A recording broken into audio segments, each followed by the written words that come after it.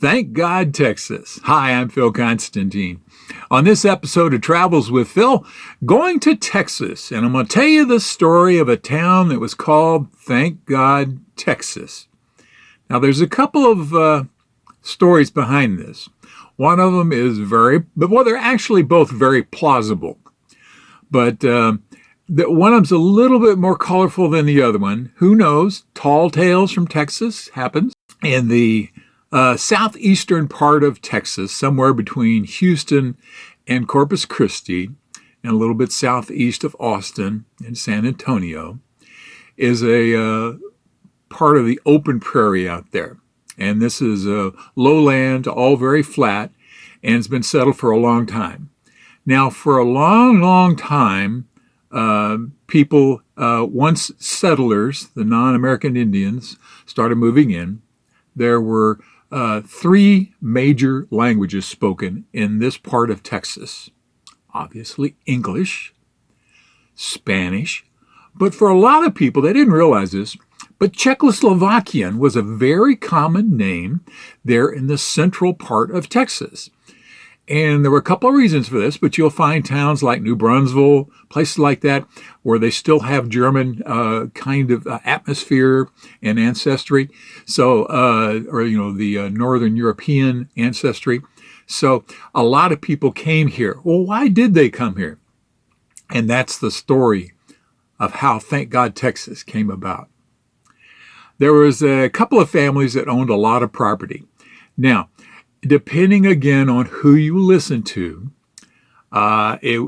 some people don't even say the name of the families that were involved. Other people say it was the Pierce family, Jonathan Pierce and his older brother Shanghai Pierce, who were both cattlemen. And that part I haven't been able to confirm. Haven't had anybody from the family get back to me about that one.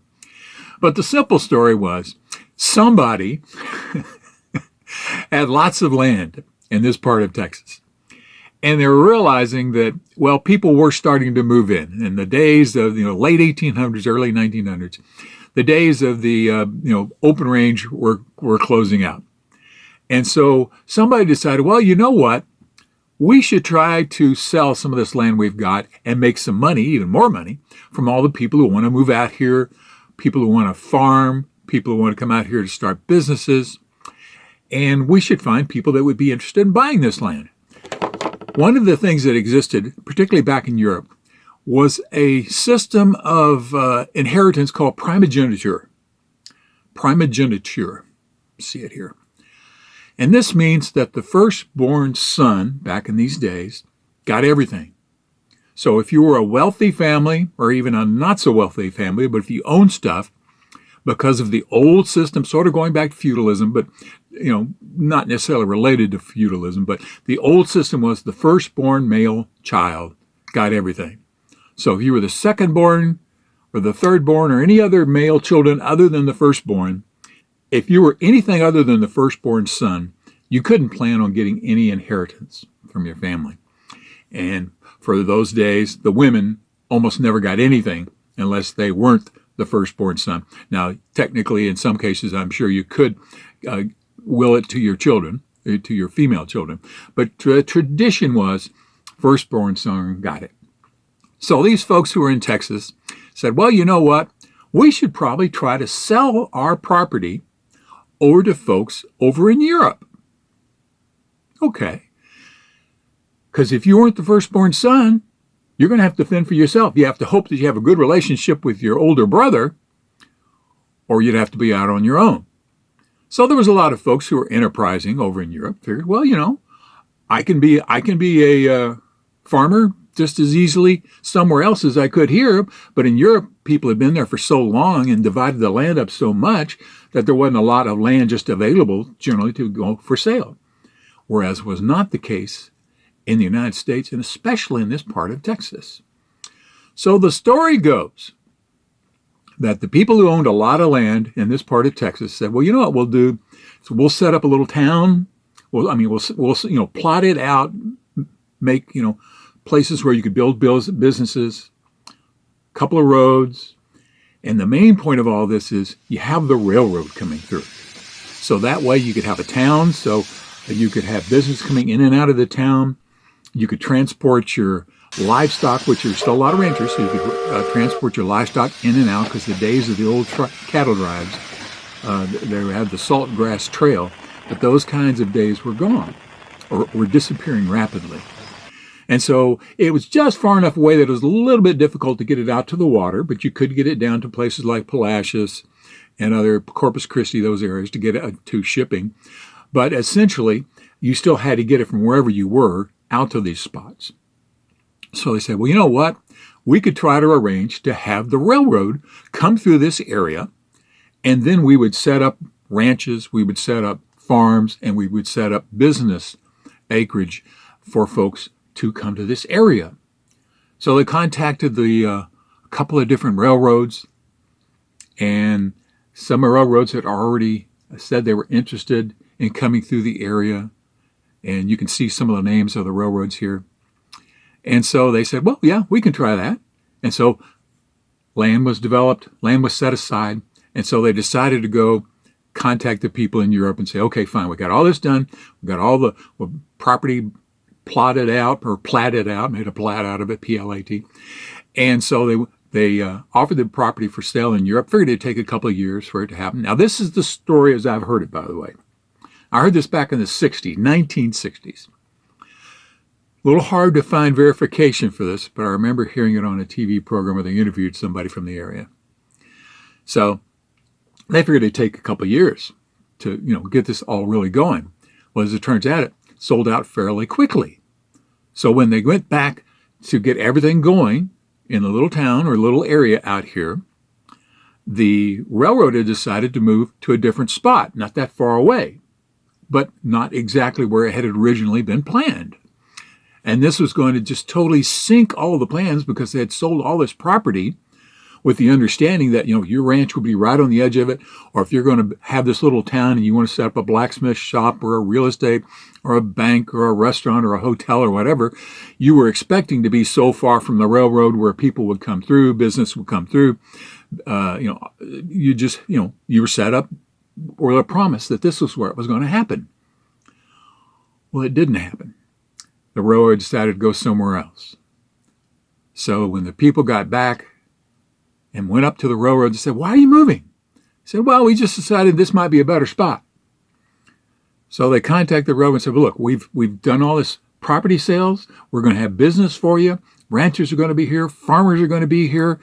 Businesses are going to be here. So you'll have a lot of business coming through here. But it's all set up to be right here in this one spot where two railroad lines are going to cross. Well, the railroad said, yeah, actually, that's not a bad idea. We'll go ahead and leave it there. Now, this is the original story. Well, the people were so happy that the railroad decided to go ahead and put the land through, or put the line through right where they had wanted it and planned it. They were so excited about it, they just said, well, you know what? Thank God. We're so happy. They said, hey, that's a great name for the town. We'll call the town Thank God, Texas. Hey. Well, somebody explained to him, and this is sort of where the stories diverge a little bit.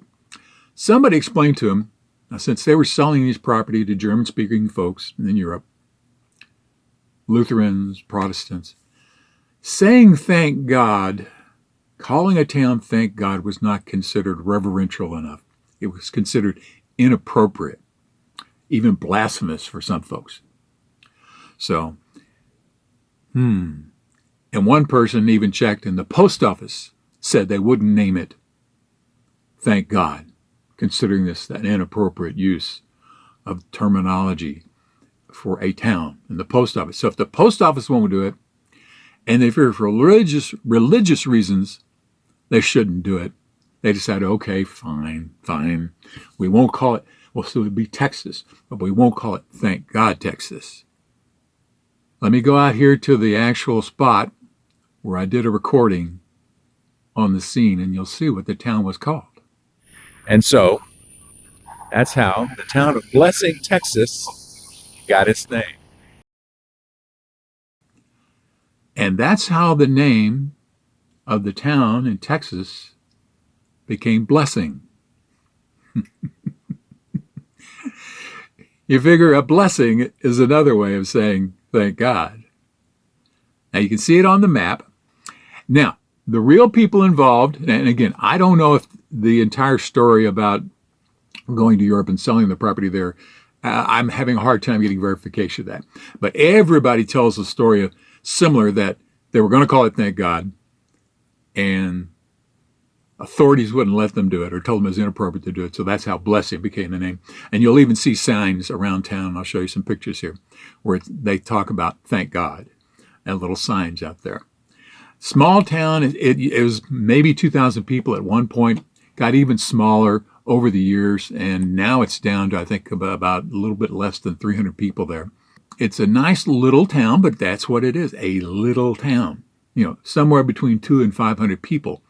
Basically, as my dad would call it, or my mom would call it actually, a wide spot in the road. Now, there are some interesting buildings there. There's the Hotel Blessing, which has been around since 1907, I believe it is, and it's actually now a historic site. And you'll see a couple little restaurants and a rice, a place where silos where they store rice. It's because it gets so much rain out there, it's a good spot for growing rice. And some of the property was out there. And the family, his name was Pierce, one of the one that at least had the biggest holdings. Now, whether or not they're the ones actually involved in this development idea, I can't honestly tell you, because it's been hard to get confirmation of that. I've written a couple of times and never heard back from them. But it's about 25 or 29 miles from Bay City, 24 miles from El Campo, 68 from Victoria, not too far, again, relatively speaking, San Antonio, Corpus Christi, Houston, sort of if you were to draw an intersection from all three of those towns, this would be the area where it came from. And it's an interesting little town. But where else can you think of in a spot where somebody would want to call a town Thank God? Texas.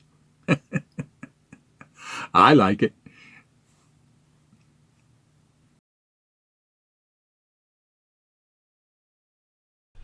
Thank you very much for watching this video. Please feel free to make comments below as long as the language is family friendly.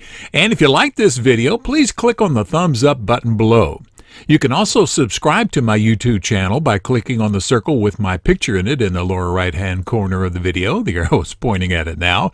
And once you have subscribed, you can be notified of when I have a new video posted by clicking on the bell icon in the description field below the video. Thanks again for watching.